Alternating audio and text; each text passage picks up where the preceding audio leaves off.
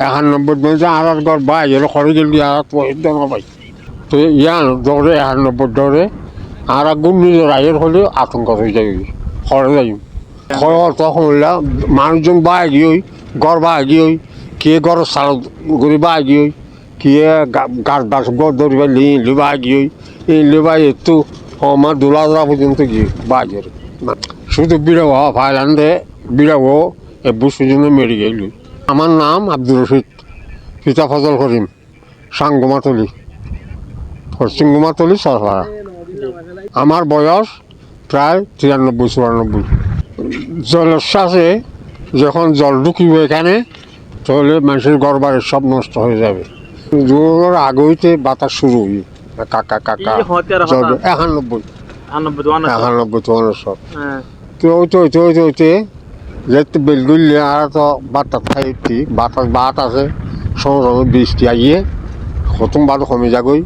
আর বাতাস টানে যাগই এঙ্গুরতে করতে সারা আজান দিয়ে তাহলে বার নেইছিলেন নাই পুনর মধ্যে পানি ফুরে গিয়ে উড়ে বেতা পানি তো ফুরে গিয়ে তাড়াতাড়ি ঘর গেলাম ঘর যে পঞ্চায়েতের ওপর দিয়ে কোনো কাম বিল্ডিংত যাইগই পানি আইব খামাখা পানি আইনের অবস্থাটা আছে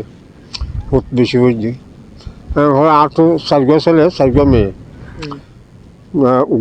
মেয়ে অর্ধে হদিন তোমার দেখি আর তখন চাই তোমারা যাবই হয়ে মেয়ে বেড়ে রাখি আর আরুন গেই গই তো ইন্দিকে মসজিদ আছে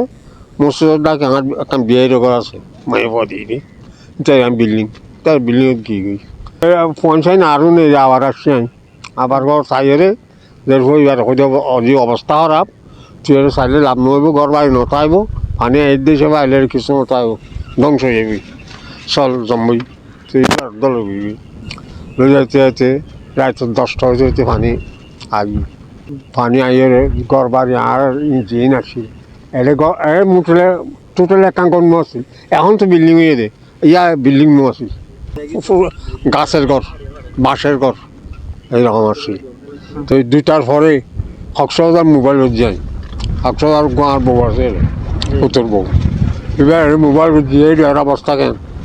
তুই বা হলতে 2টা বাজে আইবার কথা ঘূর্ণিঝড় জলশ্বাস আইবার কথা আছিল হল এখন তুই বা নয়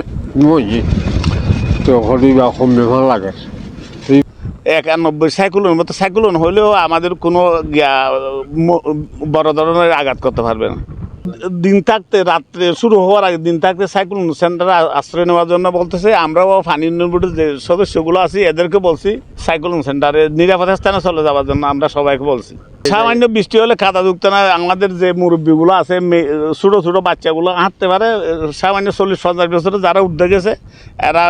কাদার কারণে সাইক্লোন সেন্টার আসতে পারছে না, এদেরকে ধরে আনতে হবে আর কি। এখানে দুপুরের বেলায় যখন জোয়ার বেশি ছিল তখন ওই ছোটোখাটো যেগুলা ওই ফাটল সৃষ্টি হয়েছিল